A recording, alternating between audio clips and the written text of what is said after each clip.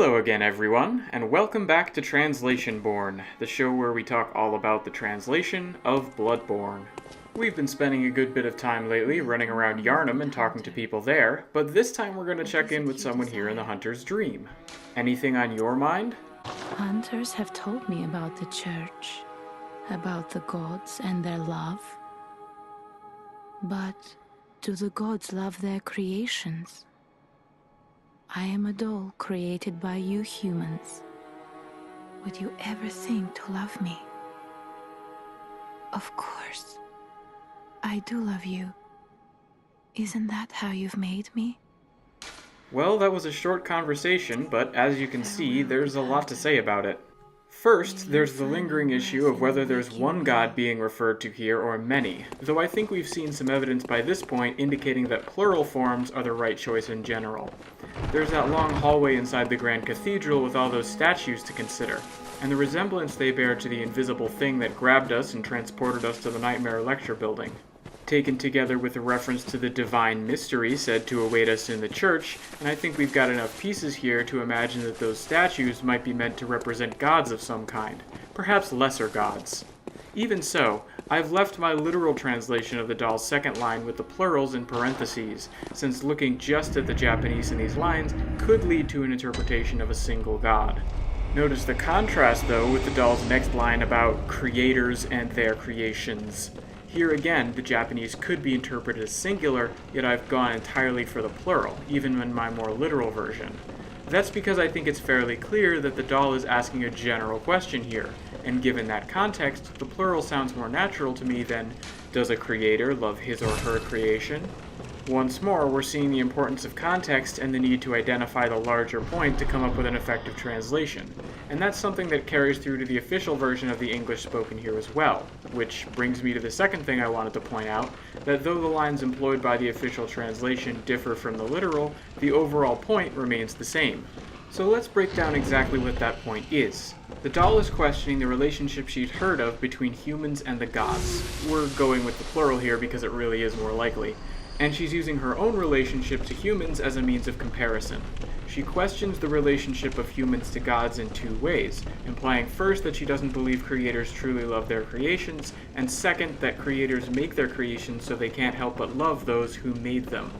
With that in mind then, let's quickly run through the official lines. The first two are pretty close to the literal. The doll says she's heard of the church from hunters, that she's heard of the gods and their love. Then there's a bit of a divergence when in the official version the doll asks, do the gods love their creations? As opposed to the more general and literal, do creators love their creations? But this move from the general to the specific I think only strengthens the parallel the doll is about to make. Remember, she uses her own relationship to humans as a point of comparison to the relationship between humans and the gods. Starting out by asking if the gods love their creations, and then asking skeptically about our love for her accomplishes this same aim. And of course, that's what she does in her next two lines. She starts with the fact that she is a doll created by humans, then asks if we would ever think to love her. Again, this naturally invites the player to draw the parallel between the relationship pairs in question, though the second of these lines does take one step further towards the specific. In the Japanese, it's pretty clear when she says, "But you do not love me, do you?" that she's asking about you humans. She uses an explicitly plural form. In the official English, it's hard not to imagine she's speaking directly to either the player or our main character when she asks, "Would you ever think to love me?" And this I think is an interesting choice, because I feel like it does end up making these lines seem a bit more direct than the Japanese. Even though both the literal version of this line and the official one are ultimately skeptical statements on the part of the doll about being loved by humans then, I feel the official English confronts the player a little bit more immediately by asking them to interpret their own feelings. On the other hand, the Japanese notably makes this same shift to the specific as the doll continues her lines. When she says, "I love you," or "I do love you," she's clearly speaking directly to the player character in the Japanese, as she is by implication in the English, so perhaps the overall effect is essentially the same. That brings me to her final set of lines, where again we see a slight difference in terms of general versus specific. But still, I feel like the overall objective of comparing the two sets of relations, between gods and humans or humans and the doll, is achieved regardless. It's an interesting set of translation choices, but I'm curious about this door. What a joy it is to behold the divine. It must be such a pleasure. You're in my debt, you know. You're nigh on a beast of the field. But here you are, treading a measure with the gods.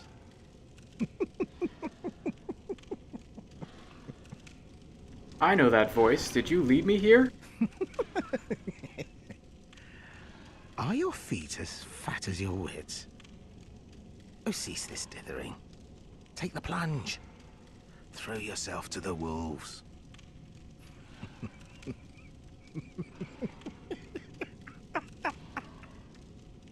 Alright, another short set of lines, and again, a lot more to talk about.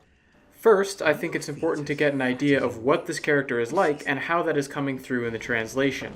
We've talked to him from behind closed doors before. This is the person who told us to head to the church to the right of the Grand Cathedral, and therefore is one of the main reasons we're here in this lecture hall at the moment. As I've noted before, some of the things that characterize his speech include a certain sense of superiority and of knowledge. He tends to speak in enigmatic phrases and frequently makes reference to holy mystery. He also comes across as a bit creepy with an unsettling laugh, and there's that sense that he's using his superior knowledge to manipulate us. For one thing, seeking the ancient shrouded church got us grabbed by something beyond our understanding and transported to this place. We were promised strength, and he's not wrong exactly, but it's not as straightforward a process as we might have been led to believe. Also of note, his Japanese speech has something of a literary quality to me while also being informal.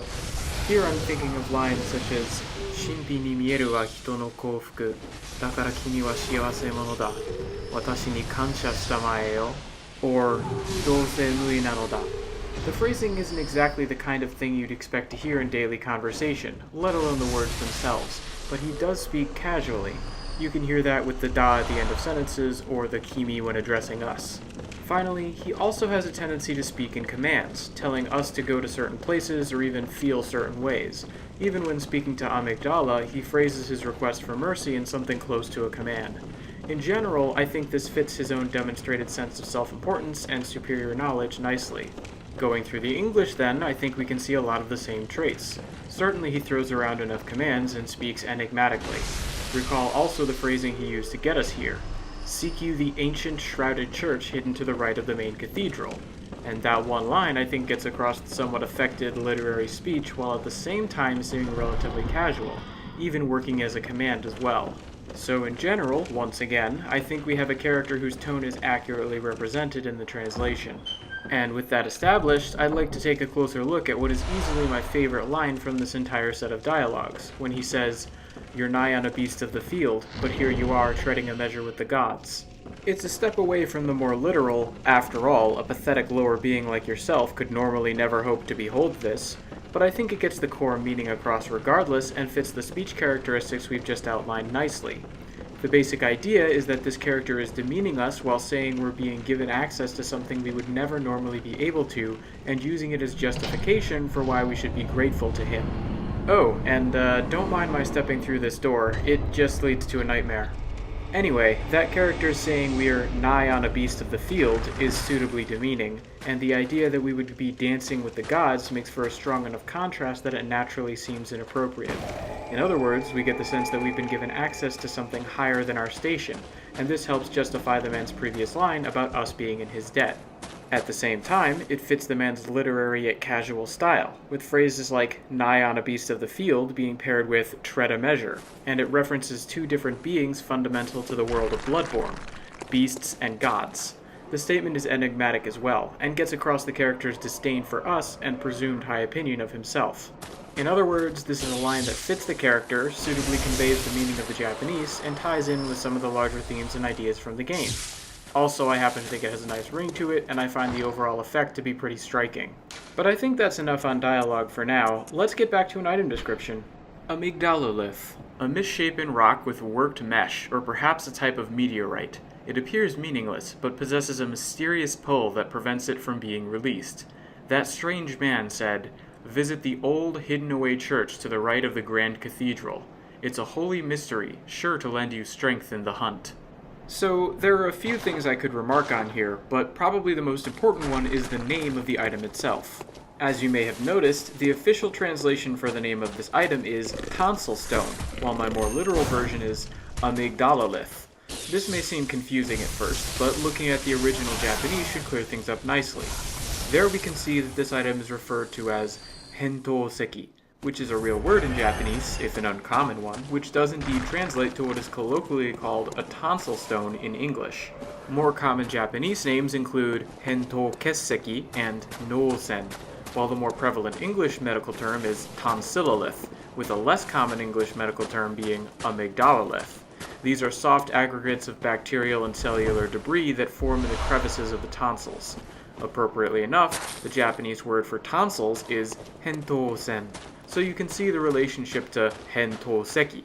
Basically then, the difference between my more literal amygdalalith and the official tonsil stone is that one is a more unusual medical term and the other is the equivalent common term. So why am I making such a big deal about this? Well, it has to do with the name of the being that transported us to the lecture hall. You may recall my drawing a connection in an earlier episode between the name Amygdala and the Tonsil Stone, along with almonds of all things, and it's that connection that I want to get at here. So let's start by going over again what I mentioned earlier about the translation of the name of that mysterious being. I noted that the Japanese name for that creature was related to an early Japanese word for almond based on the Portuguese amendoa. I had given the literal version as amendoado because I speculated that this would be something like the Portuguese for almond shape. With that in mind, consider that at one point the English word for tonsils was amygdales. Amygdales literally translates to something like the two almonds, and the tonsils were referred to as almonds because they were perceived as being almond-shaped. This connection works in Japanese as well. Remember how I said that the Japanese for tonsils was hentosen? Well, the hento part of that word was once another way to refer to almonds, and in a more native Japanese-sounding fashion than the foreign loanword amendo. So in both languages, we're seeing a common thread of almond shapes. The head of the being that transported us to the lecture hall resembles an almond. The mysterious stone we received upon talking to that strange man resembles an almond. The amygdalalith, or almond-shaped stone, thus resembles the almond-shaped head of Amygdala, the creature waiting for us in the church. And, of course, both of these hint at one further connection. It's a connection to another part of the human body, this one part of the brain, that gets its name from its resemblance to the shape of an almond, the amygdala. And in terms of brain function, the amygdala, and the limbic system in general, seems very relevant to Bloodborne. These are the parts of your brain that play a primary role in the processing of memory, decision-making, and emotional responses that are related to fear, anxiety, and aggression. Obviously then, in a game where you wake up having lost all memory of your past life, where you're driven to seek insight and must keep a tight control over your own fear, anxiety, and aggression as you take part in the hunt, a reference to the amygdala makes perfect sense. So, with that having been established, I think we can look back at the two relevant translation choices, one for the being Amygdala and the other for the Tonsil Stone, and evaluate them in that light. The first of these choices, the rendering of amendozu as Amygdala, I think is absolutely fitting. It's the kind of translation choice that might seem like a stretch at first, but that ultimately ends up perfectly capturing the larger reference that's being made here. Calling this creature Amygdala both references its almond-shaped head and makes clear the connection to an extremely relevant part of the human brain. The term tonsil stone I don't think works quite as well, but to be honest, I'm not sure if there's a better solution. Remember, the Japanese used here does translate to tonsil stone in English, only the connections to the creature Amygdala and to almond shapes end up getting lost. Even if it were called an amygdalalith, which I think sounds overly obtuse and out of place, people would probably only pick up on the connection to amygdala and not realize anything about the medical condition involving the tonsils or almond shapes in general. Sometimes in translation, you end up having to choose which aspect of something you want to preserve or emphasize, and this seems to me like it's one of those cases. But I think that's probably enough on almonds, tonsils, brains, and monsters. I'd like to conclude this episode with a brief note on scheduling. I'm going to be traveling these next few weeks, so unfortunately I won't be able to get through another episode on schedule, meaning the next episode of the main series probably won't be out until November 2nd at the earliest. Until then, if you have any comments, questions, or suggestions for me, I would be happy to hear them. As always, thanks for watching, everyone.